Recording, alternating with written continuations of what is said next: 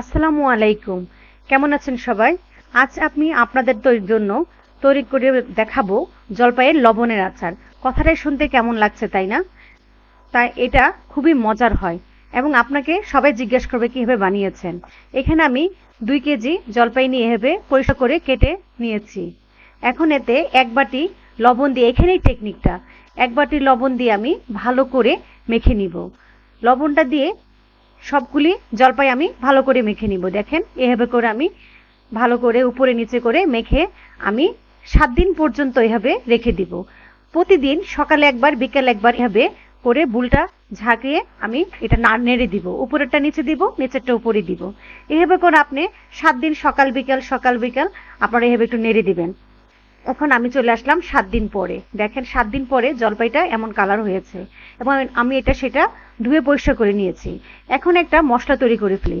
এখন কড়াইতে আমি 2 চামচ আস্ত ধনে, 1 চামচ মেথি এবং 1 চামচ জিরে, 2 চামচ মিষ্টি জিরা, 1 চামচ কালো জিরা, 1 চামচ রাঁধুনি গোটা মশলা, 4টি শুকনা মরিচ এবং 1 চামচ সরিষা দিয়ে ভালো করে একটু ভেজে নিব যেন মশলাটা না পুড়ে।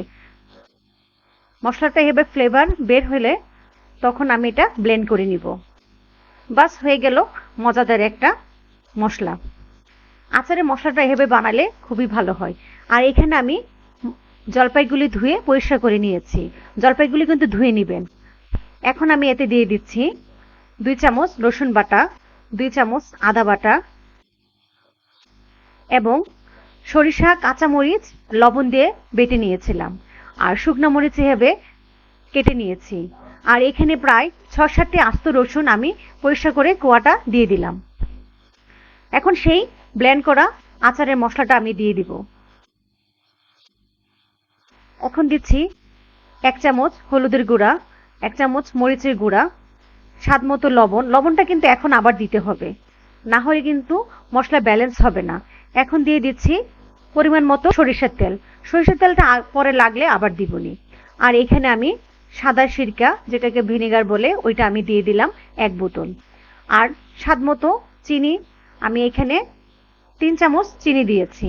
দিয়ে আমি এখানে এখন ভালো করে মেখে নিব। দেখেন আচারটা কেমন ইয়াম্মি মনে হচ্ছে।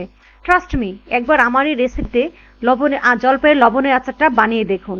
সবাই আপনাকে জিজ্ঞেস করবে আচারটার রেসিপিটা কি। এখন আমার মনে হচ্ছে যে আর একটু সরিষার তেল লাগবে, দিয়ে দিলাম। আর এখানে দিয়ে দিচ্ছি কিছু কালো জিরা। কালো জিরাটা দিয়ে আবার আমি মেখে নিব। জলপাইয়ের আচারটা আপনারা রোদ দেওয়া ছাড়াই বছর খানিক সংগ্রহ করতে পারবেন। আচারে কিচ্ছু হবে না। আমার মনে হয় আরেকটু সিরকা দিতে হবে, তাই আমি 1 বোতল, এখানে প্রায় 1 বোতল সিরকাই আমি দিয়ে দিলাম, যেহেতু আমার জলপাই এখানে 2 থেকে 2.5 কেজি। আপনারা জলপাই অনুযায়ী পরিমাণ মতো দিয়ে দিবেন সিরকা। এখন দিয়ে দিচ্ছি আমি শুকনা মরিচ কিছুটা আধা ভাঙা করে রেখেছিলাম, সেই শুকনা মরিচটা দিয়ে আবার নেড়ে নিব। আমার এই রেসিপিটা পছন্দ হলে লাইক, কমেন্ট, শেয়ার, সাবস্ক্রাইব করে আমার পাশেই থাকবেন। দেখেন এভাবে লবণের আচারটা বানিয়ে নিলাম।